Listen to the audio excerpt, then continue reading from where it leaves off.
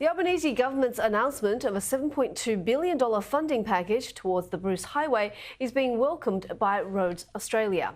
But it is warning continued investment into transport networks are required. Joining me live is Roads Australia Chief Executive Officer Ehssan Veiszadeh. Welcome to the show, Ehssan. So I was just reading through some of the reports from your organisation, and the numbers are pretty concerning.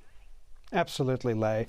Last year was a horrific year on the record for our road toll across the nation. We had more than 1,300 people lose their lives. That's 6.1% increase over the prior year.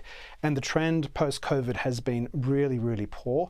And it's a combination of poor driver behaviour, but also a lack of investment on our roads, which makes yesterday's announcement in Queensland by the Prime Minister such a wonderful, wonderful announcement.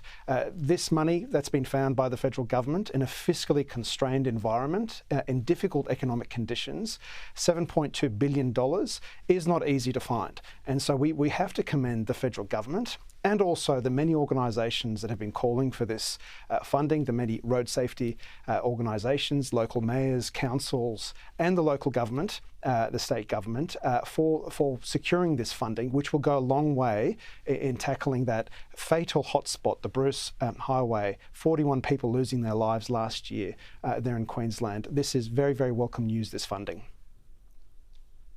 So what needs to happen to ensure that the upgrade project is successfully implemented? That's a very good question, Leigh, and that's something that Roads Australia is focused on at the moment with the Transport Department in Queensland and our members.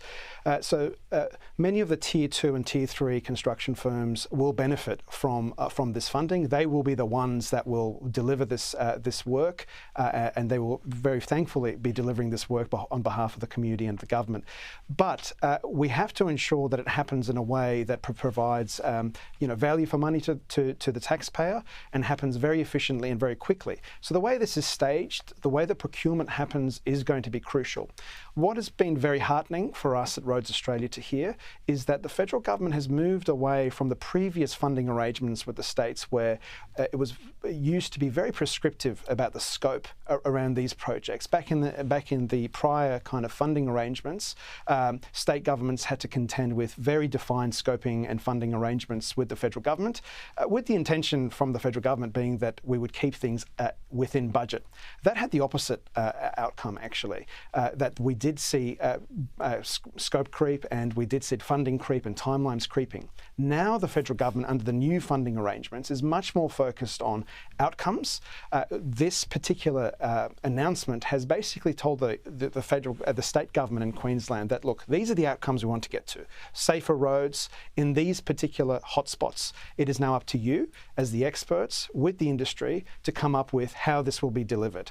And that is good news, I think, for the taxpayer, for the people of Queensland, to ensure that these projects happen, these funding commitments turn into actual work on the ground, and that we do it as efficiently as possible.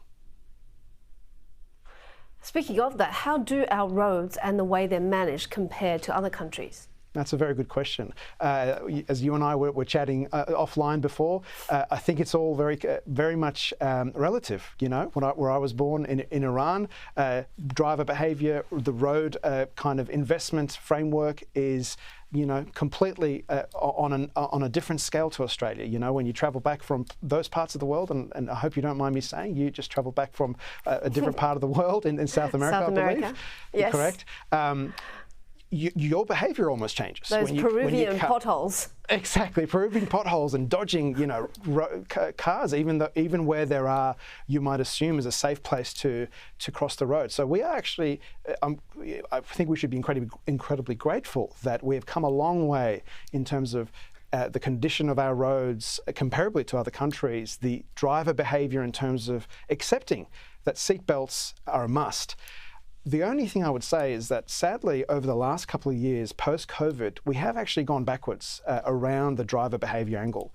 People are actually flouting the law much more than they used to, and I think policymakers are a bit perplexed by why this is.